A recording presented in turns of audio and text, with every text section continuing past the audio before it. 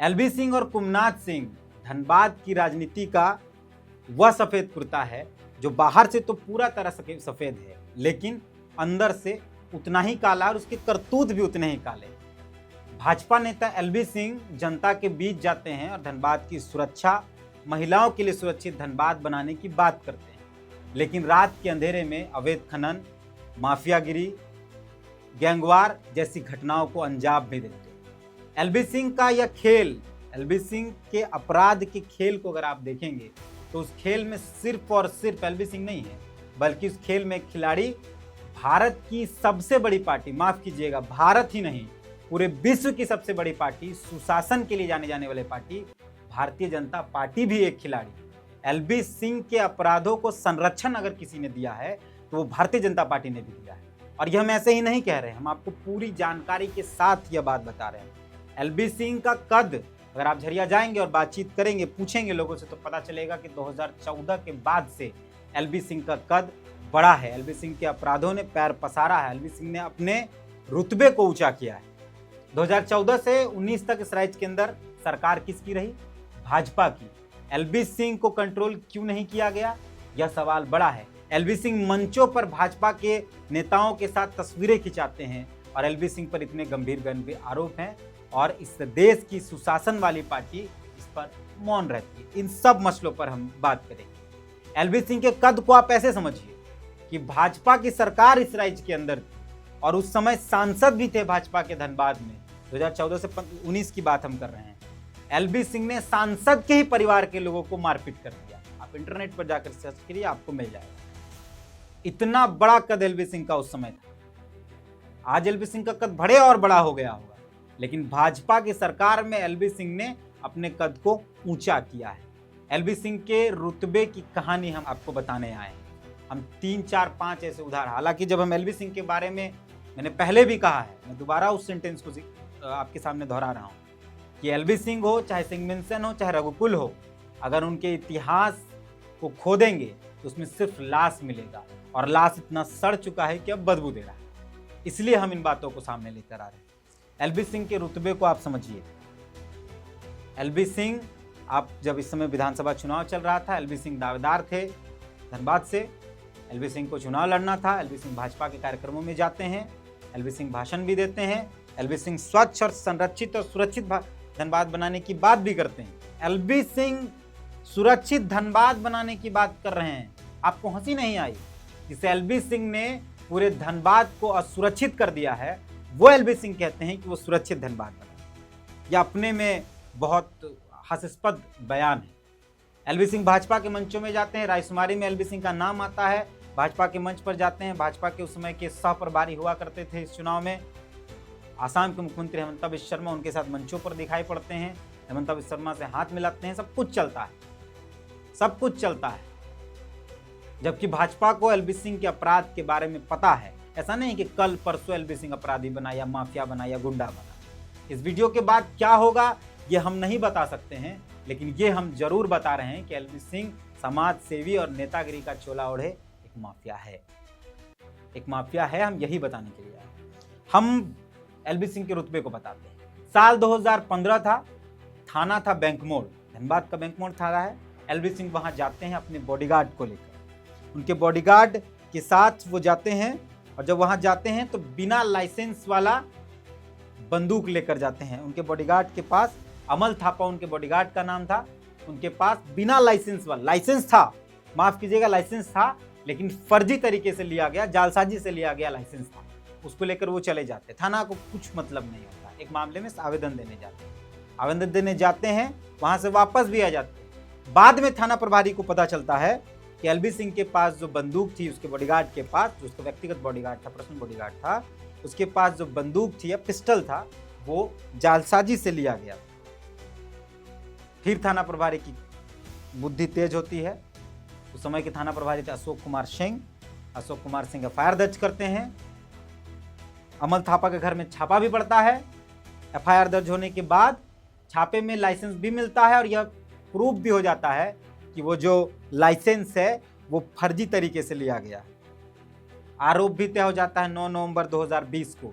और अब उस मामले का क्या हुआ कोई पता नहीं। हम आपको एक एलबी सिंह की जादूगरी बताते हैं। एलबी सिंह की जादूगरी ऐसी है कि बहुत केसेस होते हैं एलबी सिंह के ऊपर, बहुत आरोप लगते हैं, लेकिन एक समय के बाद उन केसेस का क्या होता है किसी को पता नहीं।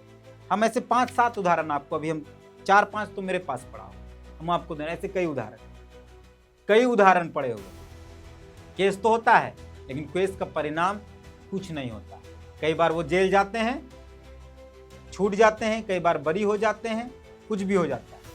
तो ये था कि 2015 में वो थाना चले जाते हैं, अपना अवैध लाइसेंस वाला, जालसाजी से बना हुआ लाइसेंस वाला पिस्टल अपने बॉडीगार्ड के साथ लेते हैं। आप सोचिए, एक आम आदमी जिसके पास अगर सिर्फ उसके बाइक का आरसी नहीं होता है, अगर वो थाना जाता है तो 1 किलोमीटर दूर पहले गाड़ी खड़ा करके पैदल जाता है, कहीं चेक न कर दिया जाए।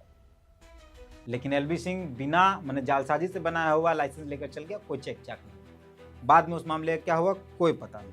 हालांकि खुद थाना प्रभारी ने ही एफआईआर दर्ज किया था, उसके बाद भी कोई पता नहीं। फिर हम आगे बढ़ते हैं। साल 2019 महीना था जनवरी का, गोलकडीहा बांधगोड़ा में घनश्याम निषाद नाम के एक व्यक्ति की लाश पाई जाती है। लाश कहाँ पाई जाती है? एटी देव प्रभा जो है एलबी सिंह की कंपनी, उनके ही उस आउटसोर्सिंग में पाई जाती है।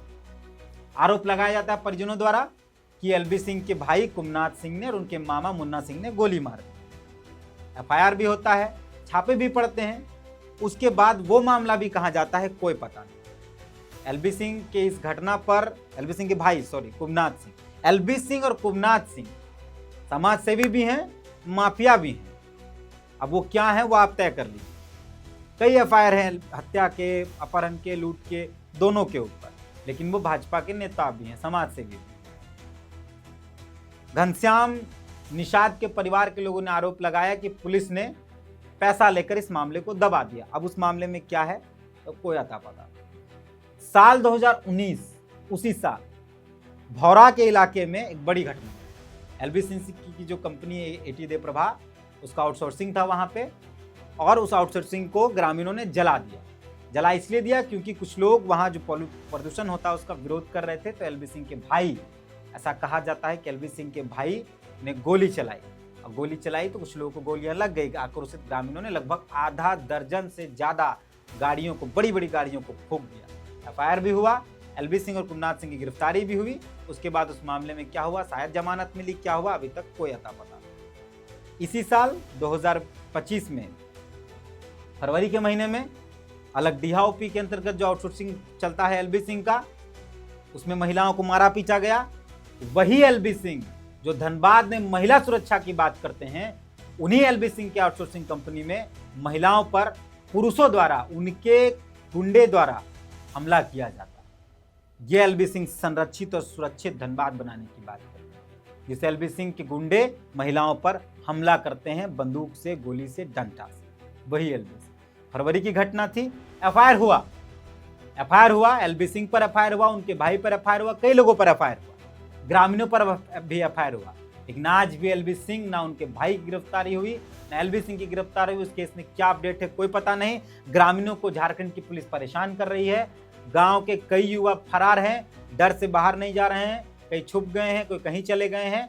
ग्रामीणों पर दबाव डाला जा रहा है झारखंड पुलिस के द्वारा, लेकिन एलबी सिंह का कोई डर। एलबी सिंह सांड की तरह धनबाद की गलियों में घूम रहे हैं। एलबी सिंह सांड की तरह धनबाद की गलियों में घूम रहे हैं, लेकिन कोई मतलब नहीं है यहाँ की पुलिस को। सिर्फ सिंह मेंशन या रघुकुल के आगे धनबाद की पुलिस नतमस्तक नहीं होती है, एलबी सिंह और कुमनाथ सिंह के आगे भी धनबाद पुलिस बौनी हो जाती है।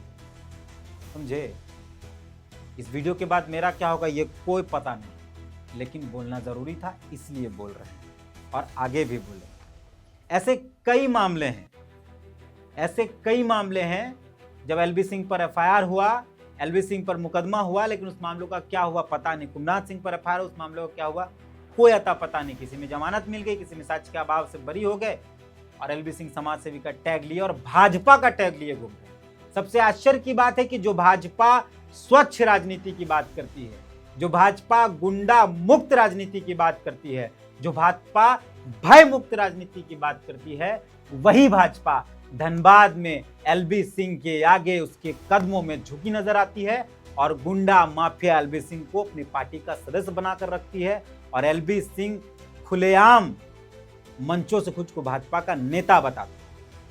बाकायदा आप उनका फेसबुक निकालिए तो वो दिखाई पड़ेंगे, लिखते हैं भाजपा नेता एलबी सिंह, लाल बाबू सिंह। बार बार कह रहे हैं, नाम भले ही लाल बाबू है लेकिन बाबू वाला कोई कर्म नहीं है।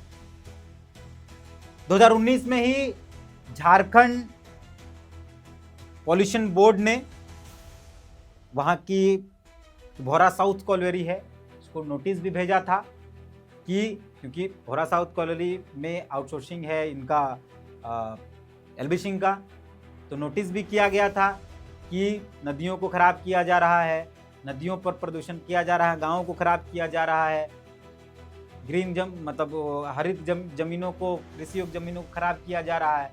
उसका रिपोर्ट का क्या हुआ कोई पता नहीं। हम बोले ना कि एलबी सिंह जैसे लोग समाज सेवी होने का चोला पहनते और यही सब कांड है। आपको थोड़ा सा बता देते हैं, सुरंगा इलाका आप जानते हैं, आज भी लोग मुआवजा के लिए परेशान हैं लोग। एलबी सिंह रातों रात सुरंगा के इलाके में ओवर बर्डन गिरा रहे हैं, लोग भाग जा रहा है गांव छोड़ छोड़ के, पूरा जिला प्रशासन मौन है। जाकर आपको भी मौका मिलेगा तो देखिएगा, रूह रो जाएगा एलबी सिंह के कारनामों पर। फिर भोरा एरिया की बात करें, चाहे 3 फीट हो, चाहे 4FH हो, चाहे C2 पैच हो, आज भी मुआवजा लोगों का बकाया है। जो लोग विरोध करते हैं वो गायब हो जाते हैं या फिर थानों में सड़ जाते हैं, जेल में सड़ जाते हैं, लेकिन एलबी सिंह का कुछ नहीं होता है। तो ये पूरा एलबी सिंह का कारनामा है और भाजपा इस खेल में एलबी सिंह के साथ है। हम यही बताने के लिए आए हैं कि सुशासन की बात करने वाली भाजपा धनबाद में कुशासन के पैरों पर टिकी हुई है। एलबी सिंह और भाजपा, शायद आपको कई तस्वीरें मिलेंगी, रागिनी सिंह जो भाजपा से विधायक हैं, सिंह मेंशन के परे कई तस्वीरें आपको मिल जाएंगी। उमनाथ सिंह प्रचार प्रसार करते मिल जाएंगे। हालांकि इस चुनाव में वो खुद भी अपने भाई के लिए टिकट, आप सोचिए कि एलबी सिंह जैसे लोग अगर विधायक बन जाते हैं क्या होगा, एक परिकल्पना जरूर है। बाकी इस वीडियो पर अपनी प्रतिक्रिया जरूर दें, आप क्या सोचते हैं कमेंट करके जरूर लिखिए। अभी बहुत खेल बाकी है, बहुत इतिहास निकलना बाकी है, बहुत कहानियां बाकी है। मिलते हैं।